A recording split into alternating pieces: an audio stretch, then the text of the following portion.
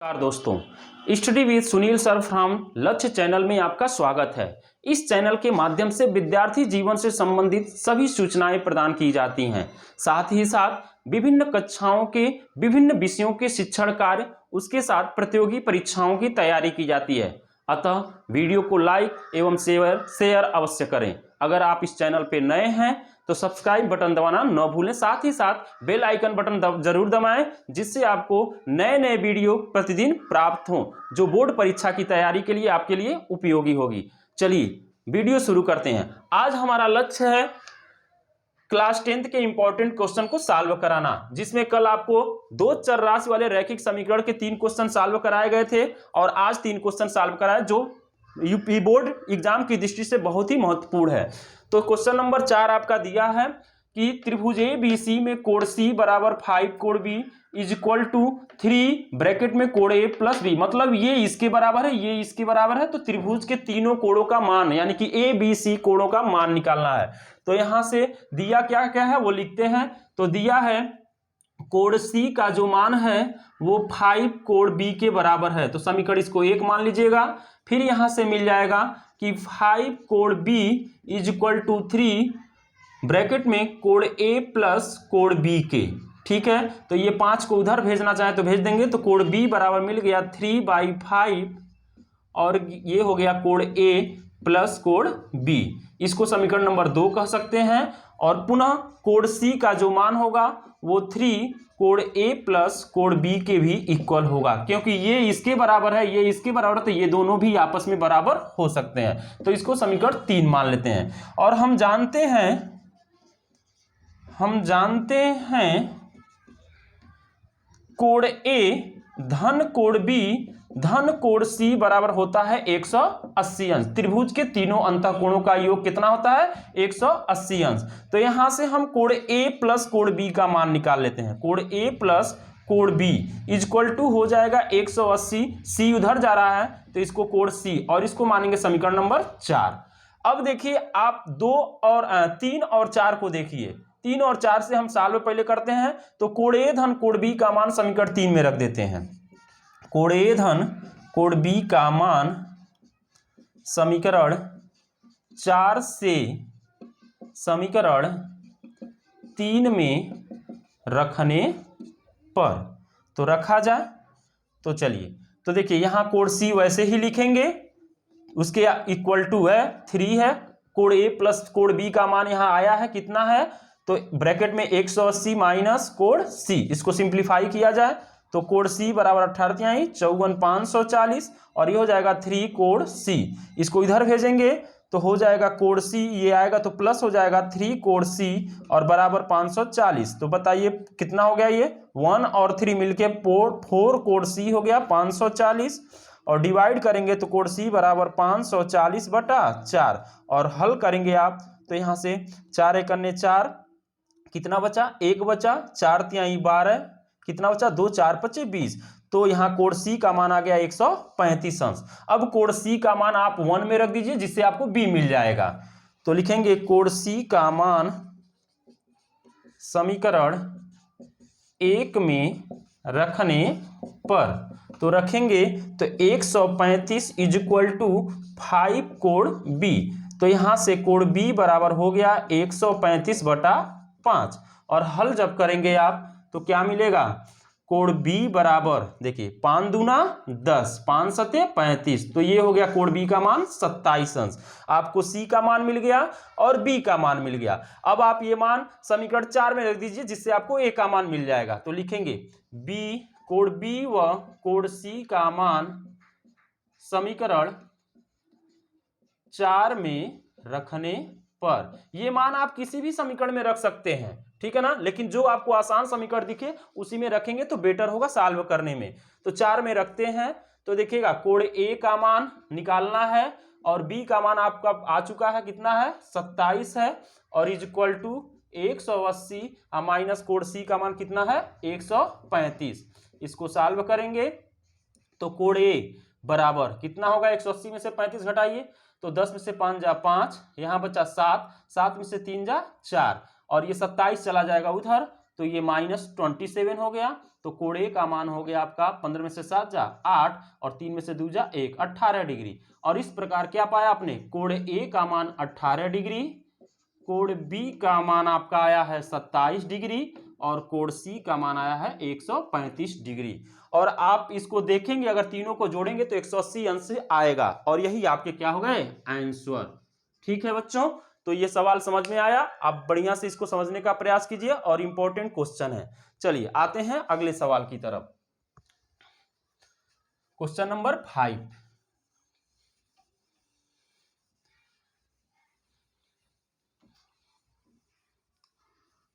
Question number 5 क्या कह रहा है, x/10 प्लस y/5 - 1 = 0 व x/8 प्लस y/6 = 15 के युग्म को हल कीजिए। और उसके साथ दिया है यदि y = mx λx प्लस 5 है तो लैम्डा का मान भी ज्ञात कीजिए। बहुत ही बढ़िया क्वेश्चन है दोस्तों बोर्ड एग्जाम की दृष्टि से, और इन क्वेश्चन पे आप फोकस कीजिए, आप जरूर सफल होंगे। तो यहाँ आते हैं, तो पहले इसको सिंप्लीफाई करते हैं हम लोग, ठीक है ना। सिंप्लीफाई करेंगे थोड़ा आसान हो जाएगा। तो इसका गुणा इसमें करेंगे तो क्या होगा 5x, इसका इसमें कीजिए 10y और इन दोनों का आपस में कीजिए तो 10 10 बचे 50 और ये हो जाएगा 1 को उधर भेज दीजिए तो ये 1 हो गया। इसको सॉल्व करेंगे इसी तरह तो 6x प्लस 8y और 8 छक 48 बराबर 15। ऐसे हम लोग सॉल्व कर सकते हैं। इसको उधर भेजते हैं तो 5x प्लस 10y बराबर 50 और यहाँ आ जाएगा 6x plus 8y equal to गुणा करेंगे इसमें तो 15 × 120 और 15 चौका 60 और 60 10 70 और 2 72 हो गया ये, ठीक है ना। अब देखिए इसको इक्वेशन नंबर 1 आप कह दीजिए और इसको इक्वेशन नंबर 2 कह दीजिए। कल हम लोग सीखे थे विलोपन विधि से सवाल हल करना, आज हम सीख रहे हैं प्रतिस्थापन विधि से हल करना। तो यहां हम प्रतिस्थापन विधि से हल करेंगे इसको। प्रतिस्थापन विधि, प्रतिस्थापन विधि में होता क्या है, तो देखिए ये जो आप समीकरण पढ़ रहे हैं दो चर राशि का रैखिक समीकरण है जिसमें किसी दो चर है तो किसी एक चर का मान आपको निकालना होगा।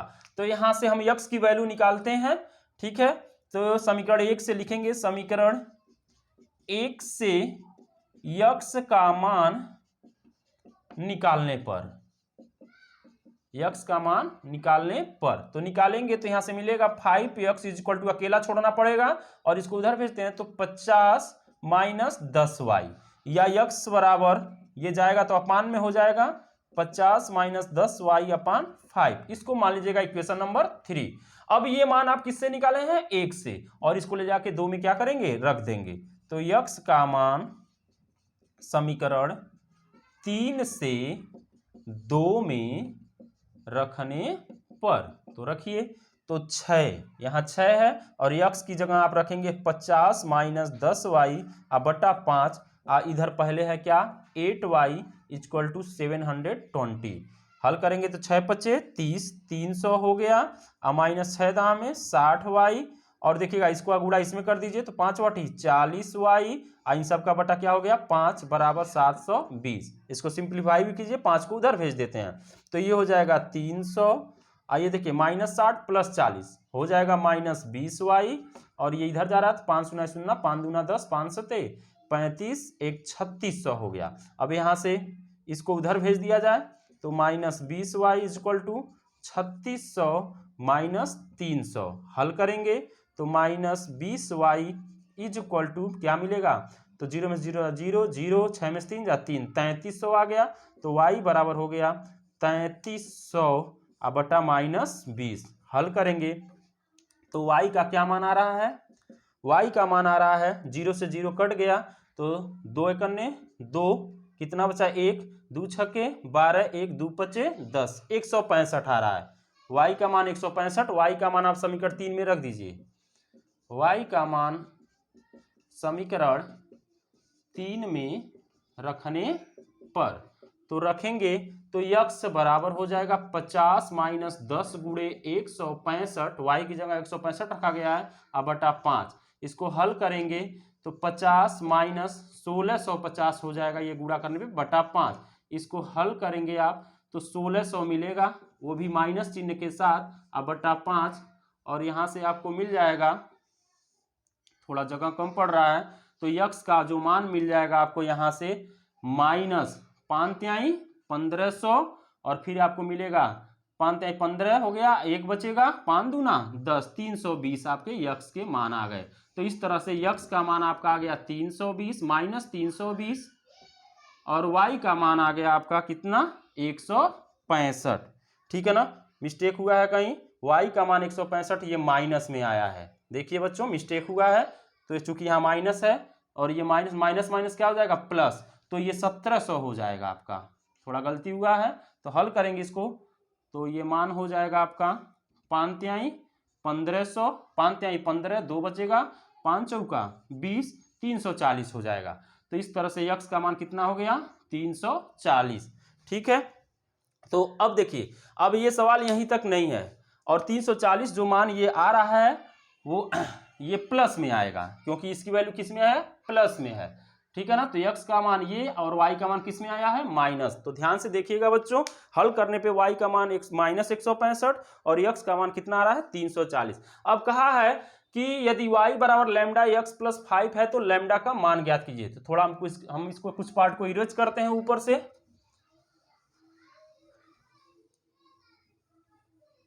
चलिए देखिए क्या दिया है, यदि y बराबर लैम्डा एक्स प्लस 5, तो लैम्डा का मान निकलना है, तो हम यहां से x व y का मान रखने पर, इसमें रखेंगे हम, तो y की जगह कितना रखेंगे माइनस 165, और लैम्डा वैसे रहेगा x की जगह 340 और प्लस 5, ये इधर आएगा तो माइनस 165, तो माइनस 5 और ये हो जाएगा 340 लैम्डा, हल करेंगे तो हो जाएगा माइनस 170 इजक्वल टू 340 लैम्डा, तो लैम्डा बराबर माइनस 170 बटा 340, 0 से 0 कटा, 17 कम 17 दूना 34, तो इस तरह से आपको लैम्डा का मान कितना मिल जा रहा है माइनस 1/2, ये आपका आंसर है बच्चों। ठीक है, तो ये बहुत ही इंपॉर्टेंट क्वेश्चन है आपका, ऐसे क्वेश्चन एग्जाम में बहुत ज्यादा पूछे जाते हैं, तो थोड़ा बारीकी से आप समझने का प्रयास करेंगे।